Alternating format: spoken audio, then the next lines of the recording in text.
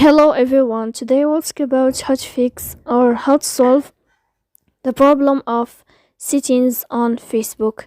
To know how to fix or how to solve the problem of settings on Facebook app, you should just go to settings as you see and you can click. Here in this page you can click on apps, default apps, app settings.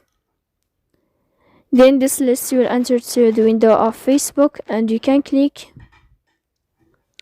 After that, in this page of app info, you can click on first stop and you can click OK. Here will enter to the window of storage.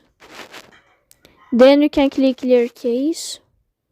Don't click clear data because that can cause you errors in your app.